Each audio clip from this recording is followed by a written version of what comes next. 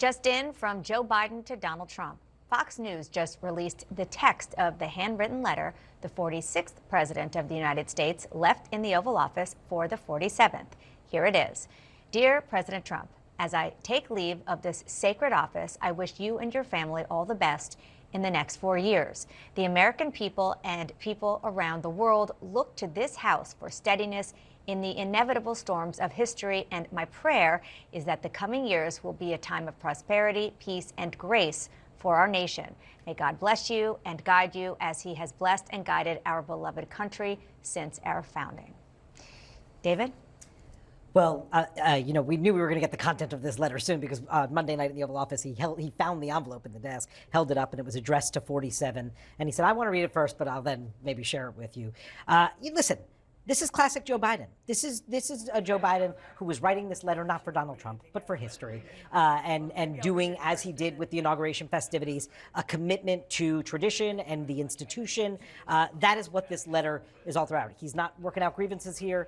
We all know how he feels about Donald Trump. He hasn't been shy about that. That's not present here. And you'll recall that Biden, when he got his letter from Trump after defeating him 4 years ago, and Trump robbing him of all the smooth transition traditions, he still said that the letter Trump left him was, quote, very generous. Elena?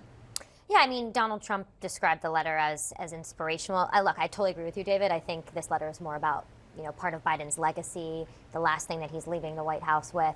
Not necessarily surprising, but again, I mean, I don't have much more to add than David. I think that it's very clear what Joe Biden feels about Donald Trump, but I wasn't expecting that to be seen in this letter. And I think it's in the face of people close to Biden who wanted maybe to see him receive Trump more negatively or kind of give back what Trump gave him in 2021. And this is very clearly that Joe Biden was not going to do that. He wanted to leave Washington, at least in some ways, better than what he found it, and leave the traditional classic Joe Biden that I am an institutionalist and that I think about the nation and what is good for the nation more than I think for himself. I think maybe if he did a little bit more of that during the campaign, things would have been different, but certainly it's how he wanted to leave. Absolutely. It's about the presidency and not the current holder of the presidency. But there is a little bit of a, please listen to me in here. A reminder that the American people and the people around the world look to this House for steadiness in the inevitable storms of history. Yeah, and my prayer is you get that. So yes, but done in a very classy, dignified, straightforward, not personal way. To David's point, both in public and in private, we know what Joe Biden thinks about Donald Trump. And in public and private, we know what Donald Trump thinks about Joe Biden. This is a way, this is his last act as president. It's also his first act as a former president. I think one of the interesting questions is, we've seen in the first 2 days of the Trump presidency a very active president. We didn't see that for 4 years of Joe Biden. Part of that was his decline. Part of that was his personal style. What will he be like? Part of it was COVID. Part of it was COVID. What will he be like as a former president? Tradition is, look at George W. Bush, you bite your tongue when you want to say, even about a president in your own, allegedly in your own party, when it comes to George Bush and Donald Trump. Joe Biden has said he's not going to go away. That he's not going to disappear. I'm somewhat skeptical about how often we will see Joe Biden, but when we do see him, does he get involved in the debates of the day, or does he leave it alone?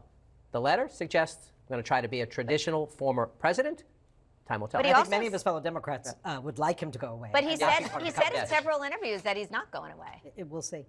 Yeah. You don't buy it? The party doesn't really want him right now, largely at the center of these conversations. Right. And he is, due to his retirement, I mean, I'm sure he'll want to weigh in certain things, but I don't think he really sees himself playing a central role in driving the party forward. Yeah, I mean, I don't know that he's going to go paint like George W. Bush or fish or do race cars. He'll be on the beach with his cars. Maybe. All right, everybody, thank you so much for being here.